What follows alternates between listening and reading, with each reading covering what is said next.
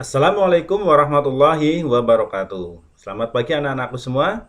Semoga kalian semua dalam keadaan sehat ya dimanapun kalian berada. Dan tetap semangat untuk mengikuti kegiatan pembelajaran secara virtual ini ya khususnya pembelajaran sejarah. Baik.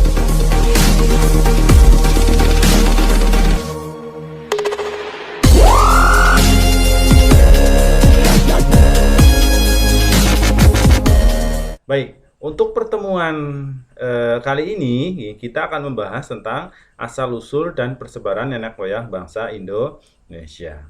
Perlu anak-anakku ketahui bahwa Indonesia adalah negara yang besar, negara yang memiliki lebih dari 500 suku bangsa Indonesia. Banyaknya suku bangsa di Indonesia ini jelas memunculkan keberagaman bahasa daerah ya dan kebudayaan yang berlaku dalam praktik-praktik kehidupan sehari-hari ya. Sehingga kekayaan yang kita miliki ini bisa menjadi sebuah masalah ya apabila kita tidak pandai mengelola perbedaan yang ada ya. Jadi karena banyaknya perbedaan ya, banyaknya suku, bangsa, etnis ya, dan terkadang kita terlalu memiliki rasa ya fanatik yang berlebihan sehingga kadang merendahkan suku yang lain. Ini yang menjadi permasalahan.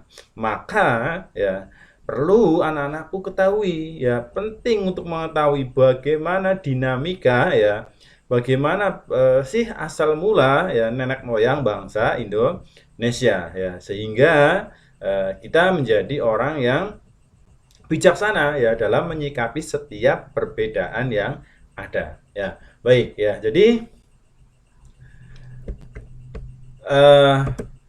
menurut Sarasin bersaudara, penduduk Indonesia adalah ras yang berkulit gelap dan bertubuh kecil ya. Ketika zaman es mencair dan air laut naik hingga terbentuklah Laut Cina Selatan dan Laut Jawa yang memisahkan pegunungan vulkanik kepulauan Indonesia dari daratan utama ya. Beberapa penduduk asli tersisa dan menetap di pedalaman. Mereka oleh Sarasin disebut suku bangsa Veda.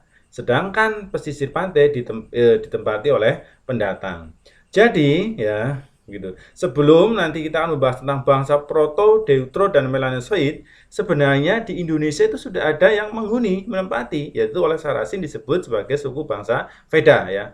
Karena memang untuk pembahasan ini asal-usul nenek moyang bangsa Indonesia itu terdapat berbagai teori. Ada teori Yunan, ada teori Nusantara, ada teori out of Afrika, dan out of Taiwan ya.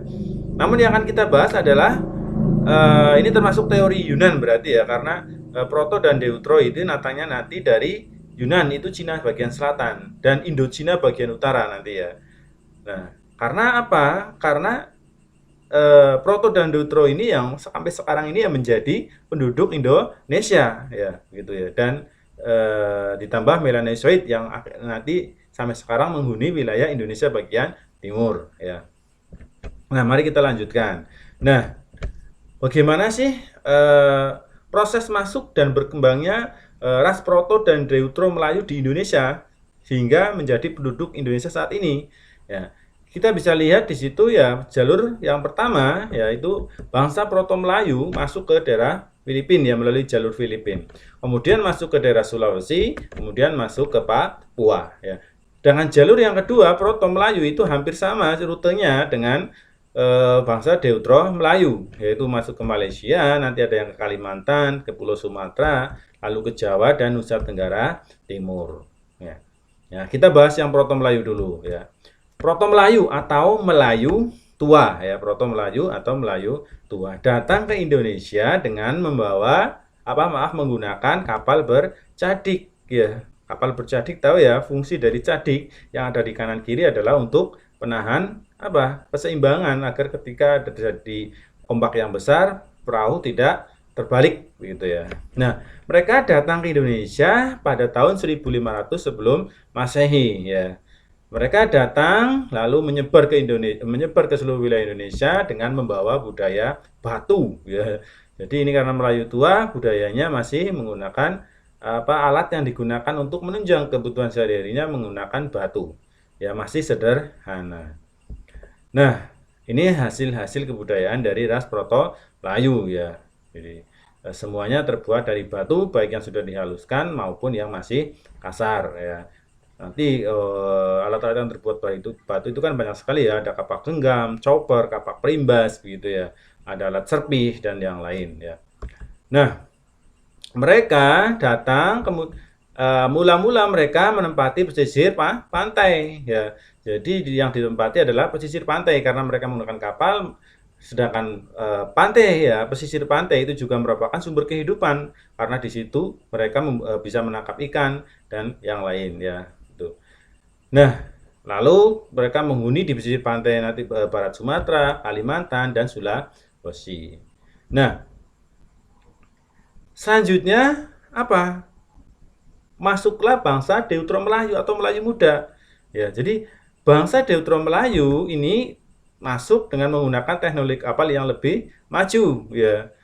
Karena ini Melayu Muda, secara teknologi mereka lebih maju. Ya, mereka datang sama lalu menyebar ke wilayah Indonesia. Namun budaya yang mereka bawa, alat-alat yang mereka gunakan lebih canggih daripada pendahulunya, yaitu ras Proto Melayu ya. Mereka sudah menggunakan alat-alat yang terbuat dari logam. Ya, ini kita lihat hasil-hasil kebudayaannya. Jadi ada kapak, corong ya, ada candrasa gitu ya, ada nekara, ada arca perunggu, ada bejana perunggu. Yang sebenarnya seperti arca perunggu gitu ya, itu juga ada yang terbuat dari batu ya, gitu.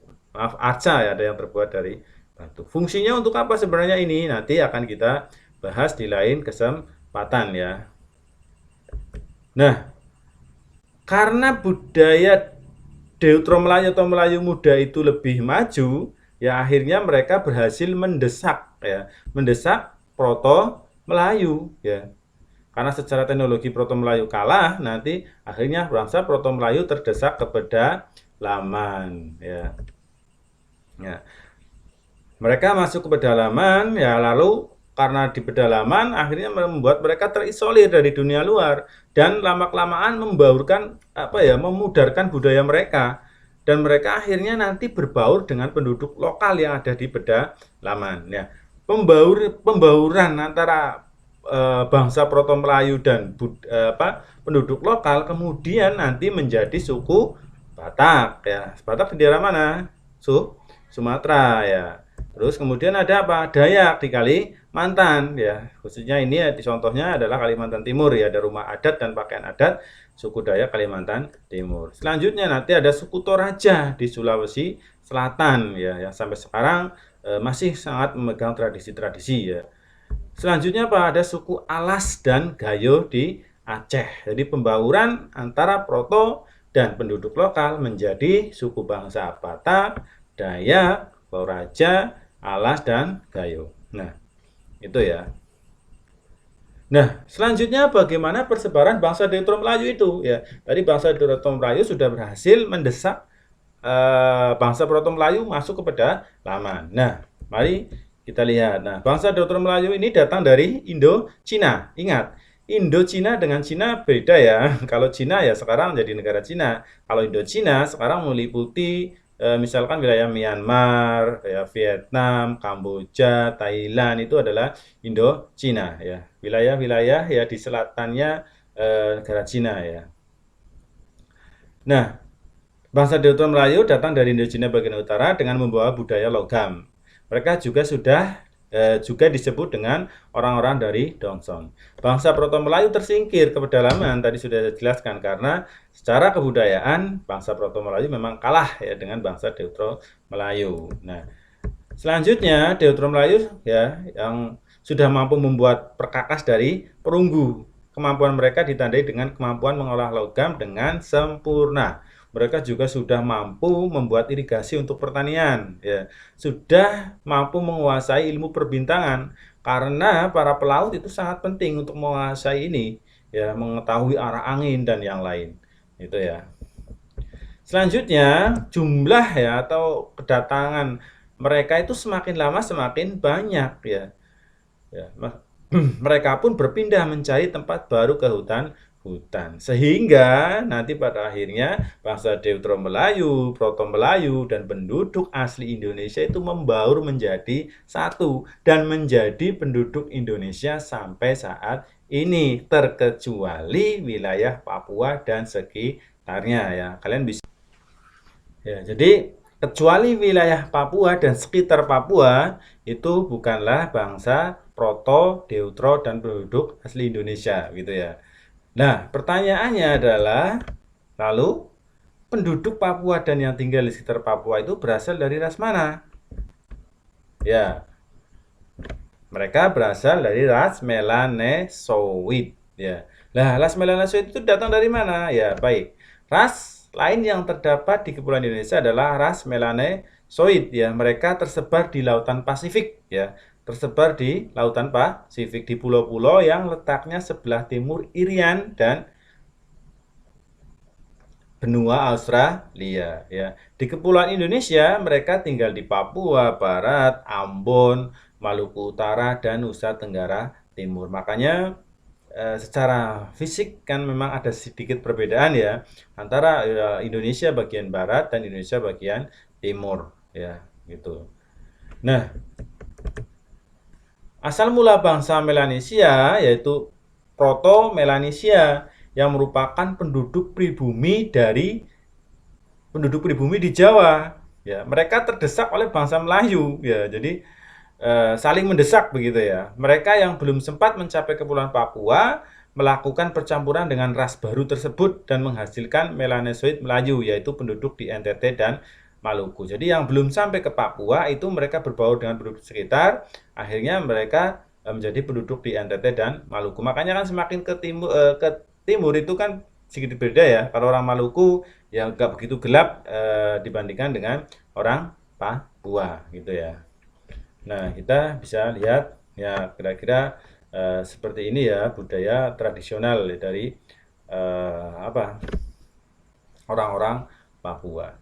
Nah, itu ya kurang lebih ya mungkin ini masih banyak yang belum Bapak jelaskan ya karena mungkin kalau semuanya dijelaskan tentang teori out of Afrika, out of Taiwan gitu ya, nanti durasinya sangat panjang ya. Nanti akan kita bahas di lain kesempatan ya. Jadi mudah-mudahan ya penjelasan Bapak yang sedikit ini bisa dipahami, bisa bermanfaat gitu ya buat anak-anakku semua. Jadi untuk minggu ini ya tugas kalian ya pelajarannya hanya menonton video saja ya. Silakan ya berikan tanggapan ya tentang asal usul nenek moyang bahasa Indonesia ya khususnya yang Proto dan Deutero Melayu ini di kolom komentar. Nah, mungkin hanya itu ya yang bisa Bapak sampaikan ya.